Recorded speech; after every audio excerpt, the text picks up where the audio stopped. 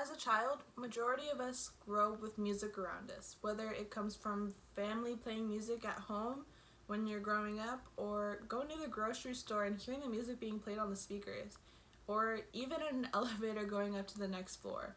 Music surrounds us on a day-to-day basis without us even knowing. Growing up, you begin to listen to all sorts of different types of genres of music. For instance, when you're younger, you grow up listening to whatever your parents expose you to and whatever they find more appealing. But then you begin to have your own sense of music as you grow up, which all started listening to different songs that you either like or dislike. As a college student, by now you should have a pretty good idea of the type of music you prefer to listen to over others. I want you to think about all the times you listen to music, whether it be your morning alarm clock, during a workout, cooking, driving, or studying, any type of activity that you prefer to listen to music to while doing. Think about your current favorite song and the way it makes you feel when you listen to it and the mood it puts you in. Music truly does have the power to make you feel certain feelings, whether it's soft and slow music to make you feel calm and in a good mood, or loud and fast music that makes you feel happy and outgoing. Throughout this speech, you will be able to see how music not only improves your mood but becomes a stress reliever for many and truly does carry healing attributes when dealing with physical and mental health, as well as emotional disconnections. We all know the pressure and feeling of stress and how at times it can feel so restricting it's painful. Music is most definitely a key factor into helping cope with stress. According to the article Power Chords, researchers have evidence that tunes can actually heal and motivate humans. Studies show that listening to music reduces muscle activity, skin temperature, and heart rate. It also reduces stress, which then causes headaches, insomnia, and increased heart rate, and can even possibly at times lead to disease. Using music as a stress reliever can be as easy as putting in some headphones to shut off the world. But one many can attest to is going to a concert or music festival. Try to remember the last time you got the chance to experience seeing someone live, or going to a concert and being able to sing at the top of your lungs and dance to all the music you enjoy. That right there is stress relief.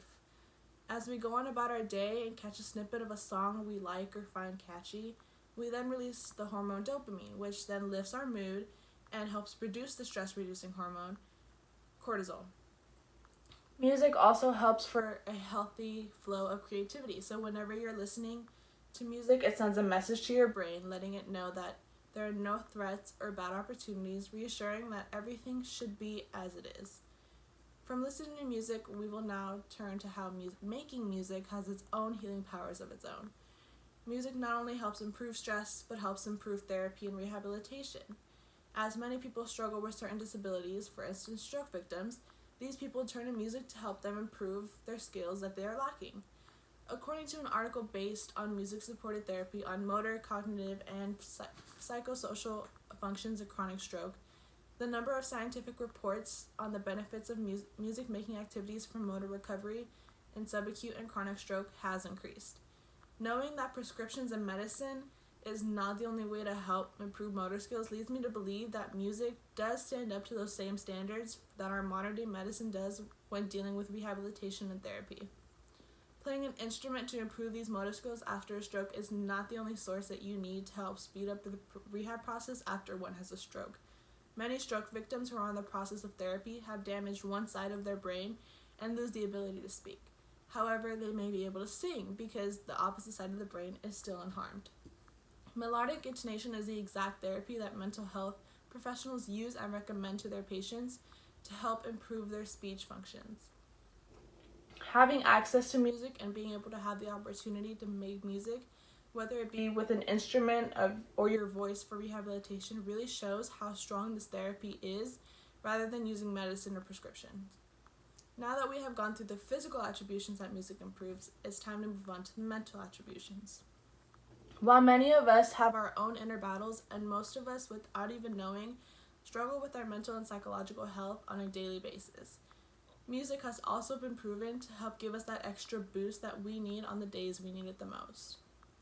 As stated in the health article of how music can help your psychological and mental health, music is a gift that everyone can enjoy, as well as something you share with others. So if you're looking for the best way on how you can easily improve your psychological and mental health, You don't have to spend money at all. All you have to do is sit down, plug in some headphones, and listen to your favorite music. We all have gone through those days we wake up in a mood and don't feel like doing anything but lying in bed. Putting on your favorite playlist on the morning to sing will most definitely give you that encouragement you need to get out of bed and start your day on a good note. Will music not only allow you to get a boost of energy in the morning, but allow you to have more of a creative mind that helps improve your mental state? Happy and fun music can help enhance your brain's different thinking, which helps you create inspiration for new ideas and help boost your imagination on days you feel like you lack creativity in your life.